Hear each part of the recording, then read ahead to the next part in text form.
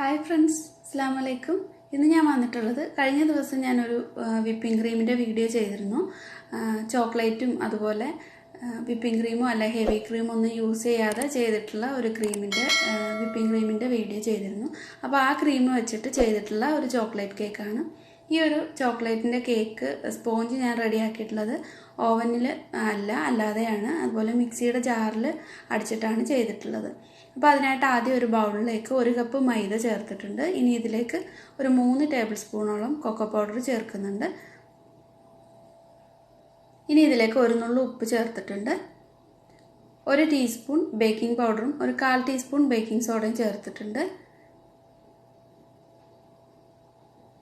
ഇനി ഇത് നന്നായിട്ടൊന്ന് മിക്സ് ചെയ്തിട്ട് ഒരു അരിപ്പയിലൂടെ അരിച്ചെടുക്കുന്നുണ്ട്. അപ്പോൾ കൊക്കോ പൗഡറിൽ കട്ടയൊക്കെ ഉണ്ടെങ്കിൽ ഒന്ന് പോയി കിട്ടും. ഇത് അരിച്ചെടുക്കാൻ പ്രത്യേകമായിട്ട് ശ്രദ്ധിക്കണം, ഇല്ലെങ്കിൽ കട്ടയുണ്ടാവും. അപ്പോൾ ഞാനിത് ഒന്ന് മിക്സ് ചെയ്തിട്ട് ഒരു തവണ അരിച്ചിട്ട് ഒന്നുകൂടി ഒന്ന് മിക്സ് ചെയ്തെടുക്കുന്നുണ്ട്. ഒരു 2-3 തവണ അരിച്ചെടുത്താലും മതി.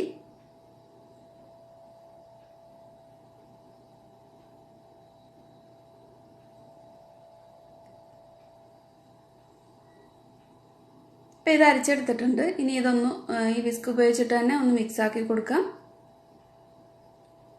ഇനി ഒരു ബൗൾ എടുത്തിട്ടുണ്ട്. അതിലേക്ക് ഒരു 1/2 കപ്പ് ചെറിയ ചൂടുള്ള പാൽ എടുത്തിട്ടുണ്ട്. അതിലേക്ക് 1 ടീസ്പൂൺ കോഫി പൗഡർ ചേർക്കുന്നുണ്ട്. ചോക്ലേറ്റ് കേക്കിൽ കോഫി പൗഡർ ചേർക്കുമ്പോൾ ഒരു നല്ല ടേസ്റ്റ് ഉണ്ടാവും. ഒന്ന് മിക്സ് ആക്കിയിട്ട് മാറ്റി വയ്ക്കാം.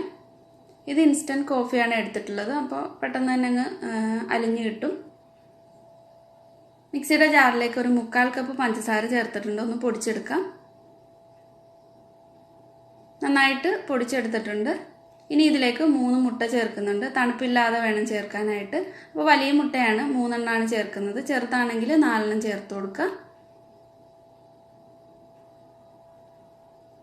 അപ്പോൾ ഒരു 2 മണിക്കൂർ മുമ്പൊക്കെ പുറത്തേക്ക് എടുത്ത് വെച്ച് കഴിഞ്ഞാൽ തണുപ്പൊക്കെ പോയി കിട്ടും. ഇനി ഇതിലേക്ക് മുട്ടയുടെ മണം ഇല്ലാതിരിക്കാനായിട്ട് വാനില എസൻസ് 1 ടീസ്പൂണോളം ചേർക്കുന്നുണ്ട്. ഇനി ഇതിലേക്ക് ഒരു 1/4 കപ്പ് വെജിറ്റബിൾ ഓയിൽ ചേർക്കാം. ഞാൻ സൺഫ്ലവർ ഓയിലാണ് എടുത്തിട്ടുള്ളത്, അല്ലെങ്കിൽ മെൽറ്റ് ചെയ്തിട്ട് ബട്ടർ യൂസ് ചെയ്യാം. ഇനി ഇതൊന്ന് നന്നായിട്ട് അടിച്ചെടുക്കാം. ഇപ്പോൾ മുട്ടയൊക്കെ നന്നായിട്ട് അടിച്ചെടുത്തിട്ടുണ്ട്. ഒന്ന് നല്ല ക്രീമി ആയിട്ട് വന്നിട്ടുണ്ട്.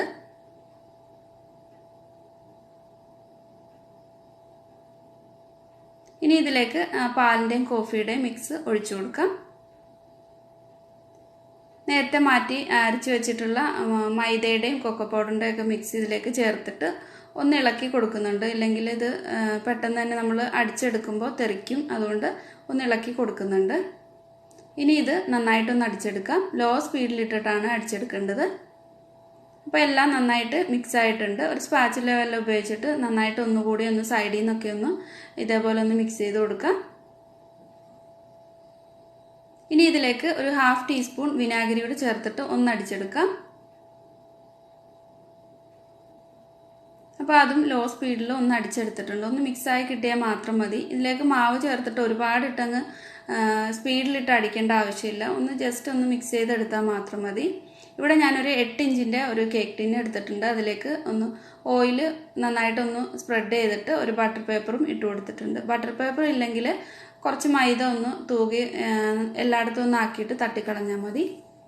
ഇനി ഇതിലേക്ക് കേക്കിൻ്റെ ബാറ്റർ ഒഴിച്ചു കൊടുക്കാം. അപ്പോൾ ഞാൻ ഒഴിച്ചത് ഈ വീഡിയോയിൽ കാണാൻ വേണ്ടിയിട്ട് കുറച്ച് പൊക്കിയിട്ടാണ് ഒഴിച്ചിട്ടുള്ളത്. അതുകൊണ്ട് കുറേ എയർ ബബിൾസ് ഉണ്ടായിട്ടുണ്ട്. അത് കാരണം ബേക്ക് ചെയ്ത് കഴിഞ്ഞപ്പോൾ നല്ലതുപോലെ ഹോൾസൊക്കെ വന്നിട്ടുണ്ട്. അപ്പോൾ അത് പ്രത്യേകമായിട്ട് ശ്രദ്ധിക്കുക. ഒരുപാട് അങ്ങ് ഉയരത്തിൽ വെച്ചിട്ട് കേക്ക് ബാറ്റർ ഒരിക്കലും ഒഴിച്ചു കൊടുക്കരുത്. ഇത് ഒഴിച്ചപ്പോൾ തന്നെ എനിക്ക് തോന്നിയിരുന്നു, പിന്നെ അങ്ങ് പറ്റിപ്പോയതാണ്. അപ്പോൾ എയർ ബബിൾസ് ഒക്കെ കളഞ്ഞിട്ട് ഇത് ബേക്ക് ചെയ്യാൻ വേണ്ടിയിട്ട് വെക്കാം. ഞാനിവിടെ ഒരു പാത്രം ചൂടാക്കി എടുത്തിട്ടുണ്ട്. ഒരു 5 മിനിറ്റ് മീഡിയം ഫ്ലെയിമിൽ. എന്നിട്ട് അതിലേക്ക് വെച്ചിട്ട് ഇതിനെ അടച്ച് വെച്ച് ബേക്ക് ചെയ്യാം. മീഡിയം ലോ ഫ്ലെയിമിനോ ഇടയ്ക്കായിട്ട് വെച്ചിട്ട് ഒരു 40-45 മിനിറ്റ് ബേക്ക് ചെയ്തെടുക്കാം.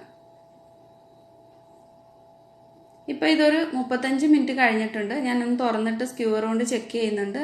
അപ്പോൾ ഇത് കുറച്ച് സ്ക്യൂവറിലൊന്ന് ഒട്ടിപ്പിടിക്കുന്നുണ്ട്. അതുകൊണ്ട് ഇതൊരു 5 മിനിറ്റും കൂടെ ഇങ്ങനെ തന്നെ വെച്ച് അടച്ചു വെച്ചിട്ട് ബേക്ക് ചെയ്തെടുക്കാം.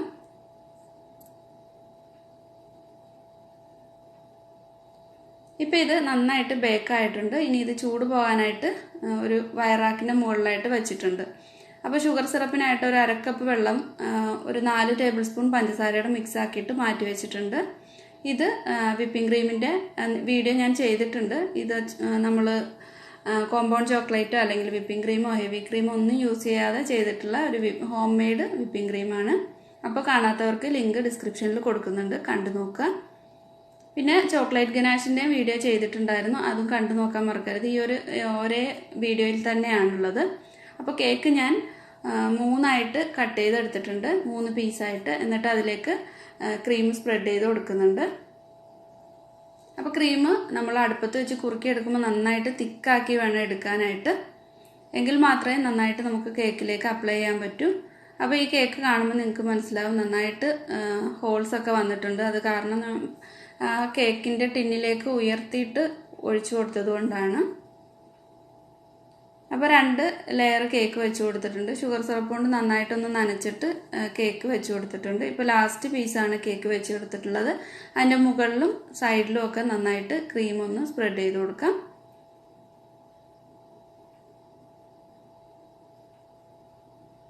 അപ്പോൾ നമ്മൾ ഈ ഒരു ക്രീം ചെയ്യുമ്പോൾ വിപ്പിംഗ് ക്രീമൊക്കെ വെച്ചിട്ട് ചെയ്യുന്ന കേക്കിൻ്റെ അത്ര ആ ഒരു ടേസ്റ്റ് അല്ല ഈ ഒരു ക്രീമിനുള്ളത്.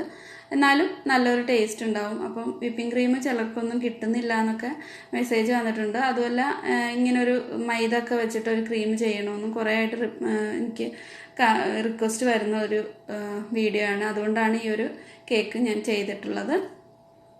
അപ്പോൾ മാക്സിമം നിങ്ങൾ ഒന്ന് കണ്ടിട്ട് ലൈക്ക് ചെയ്യാനും അതുപോലെ ഷെയർ ചെയ്യാനും ഒന്നും മറക്കരുത്. അപ്പോൾ ഞാനിത് മൊത്തത്തിലൊന്ന് കവർ ചെയ്തെടുത്തിട്ടുണ്ട്. ഒരു പൈപ്പിംഗ് ബാഗിൽ സ്റ്റാറിൻ്റെ നോസിലിട്ടിട്ട് അതേ ക്രീം തന്നെയാണ്. നല്ലപോലെ തന്നെ നമുക്ക് റോസറ്റൊക്കെ പൈപ്പ് ചെയ്യാൻ വേണ്ടിയിട്ട് ഈ ഒരു ക്രീം വെച്ചിട്ട് പറ്റും. പിന്നെ ഇതിലേക്ക് ബട്ടറിന് പകരമായിട്ട് ഓയിൽ യൂസ് ചെയ്യാമെന്നൊക്കെ കമൻറ്റ് വന്നിട്ടുണ്ടായിരുന്നു. അങ്ങനെയൊന്നും പറ്റില്ല. ബട്ടറിന് പകരമായിട്ട് ഓയിൽ പറ്റില്ല. ഓയിലിന് വേറൊരു ടേസ്റ്റുമാണ്. അതുമല്ല ടേസ്റ്റും ഉണ്ടാവത്തില്ല ക്രീമിന്. അതുകൊണ്ട് ബട്ടർ തന്നെ യൂസ് ചെയ്യാം. അപ്പോൾ അതിൽ ഞാനൊരു ഗനാഷ് കാണിച്ചിട്ടുണ്ടായിരുന്നു. അതാണ് ഇതിൻ്റെ മുകളിലായിട്ട് പൈപ്പ് ചെയ്ത് കൊടുത്തിട്ടുള്ളത്. മുകളിൽ ഒരു ചോക്ലേറ്റ് കുക്കീസും അതുപോലെ ചോക്ലേറ്റും വെച്ചിട്ട് ഒന്ന് ഡെക്കറേറ്റ് ചെയ്ത് കൊടുക്കുന്നുണ്ട്. അപ്പോൾ ഇതൊക്കെ അവരവരുടെ ഇഷ്ടം അനുസരിച്ച് ചെയ്തെടുത്താൽ മതി. ചെറിയും വെച്ച് കൊടുത്തിട്ടുണ്ട്. ഇതിനി നന്നായിട്ട് തണുപ്പിച്ചിട്ട് വേണം കട്ട് ചെയ്യാനായിട്ട്. ഞാനിപ്പോൾ ഇത് വീഡിയോ ചെയ്യുന്നതുകൊണ്ട് അതുമല്ല രാത്രി ആയതുകൊണ്ട് പെട്ടെന്ന് തന്നെ കട്ട് ചെയ്യുന്നുണ്ട്. അപ്പോൾ നന്നായിട്ട് തണുത്തിട്ട് വേണം കട്ട് ചെയ്യാനായിട്ട്. അപ്പോൾ മറ്റൊരു നല്ല വീഡിയോ ആയിട്ട് വീണ്ടും കാണാം. താങ്ക്